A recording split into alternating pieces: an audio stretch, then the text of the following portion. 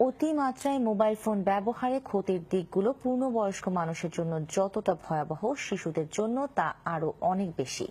শিশুরা 1 মিনিট কথা বললে মস্তিষ্কে যে কম্পন তৈরি হয় তা স্থির হতে সময় লাগে 2 ঘন্টা। তাই শিশুদের যতটা সম্ভব মোবাইল ফোন থেকে দূরে রাখা উচিত। মোবাইল ফোন ব্যবহারের নেতিবাচক দিকগুলো নিয়ে খান আলামিনের ধারাবাহিক রিপোর্টের তৃতীয় ও শেষ পর্ব। ছবি তুলেছেন আলাউদ্দিন আলী ও নিহা নন্দী। মার্কিন একটি গবেষণায় দেখা গেছে, যুক্তরাষ্ট্রে 11 বছরের শিশুদের প্রতি 100 জনে 70 জনই মোবাইল ফোন ব্যবহার করে। বাংলাদেশে এ নিয়ে তেমন কোনো গবেষণা না থাকলেও সংখ্যাটা নেহায়েত কম হবে না। বেশিরভাগ সময় শিশুরা খেলাচ্ছলেই ব্যবহার করে যোগাযোগের আধুনিক যন্ত্রটি। গেম খেলি, তারপর ফেসবুক চালাই, ইউটিউবে থাকি, মোবাইলে গেম খেলি, গান শুনি, অনেক কিছু করি। ফেসবুক চালাই, নেটওয়ার্কে যাই আর কি, গান নামাই। কিন্তু এর আড়ালে স্বাস্থ্যগত বা মানসিক দিক থেকে যে ভয়াবহ ক্ষতির শিকার হচ্ছে শিশুরা, সে সম্পর্কে কতটা সচেতন অভিভাবকরা? ক্ষতি কি তা আমি তো জানি না।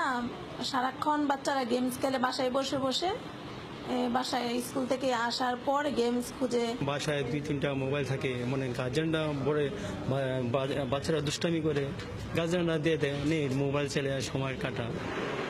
মনোবিজ্ঞানের পরিসংখ্যান বলছে, বয়স্কদের চেয়ে শিশুরাই মোবাইল ফোনে বেশি আসক্ত। 2-3 বছরেই যখন মোবাইল ফোনটা সে হ্যান্ডেল করতে দেখা যায় যে শিখে গেছে, যে কোনো ভাবেই হোক।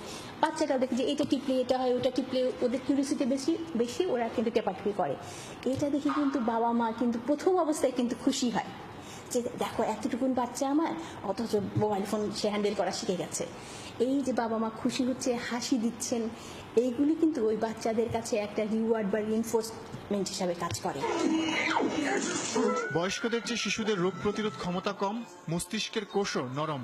তাই মোবাইল ফোন থেকে বিকিরণ হওয়া রেডিয়েশনে মারাত্মক ক্ষতির শিকার হচ্ছে তারা। তড়িৎ চুম্বকীয় দূষণের কারণে মৃগীরোগ ও হাঁপানি সহ নানা রোগের ঝুঁকিতে কোমলমতি এসব শিশু। খুব স্বাভাবিক যে আপনি সেম অ্যামাউন্ট অফ রেডিয়েশন একটা শিশুর জন্য, তার আপনার সারফেস তো অনেক ছোট, তাই না? ফলে এটা আশঙ্কা করা হয় যে, এই যে বললাম যে এটা কিন্তু ভলিউমের উপর ডিপেন্ড করে, এই রেডিয়েশনটা কত ভলিউমের উপর পড়ছে। তাহলে শিশুদের ক্ষেত্রে সেম অ্যামাউন্ট অফ রেডিয়েশন অল্প ভলিউমে পড়ছে, ফলে স্বভাবতই আশঙ্কা করা যেতে পারে যে তাদের উপর প্রভাবটা বেশি পড়তে পারে।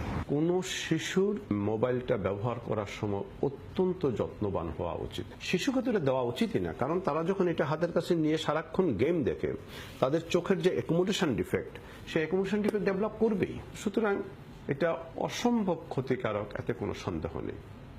আমার কাছে ভয় হয় যে কখনো বলা হতে পারে যে মোবাইল ফোন সিগারেটের চেয়ে আরো বেশি বিষাক্ত।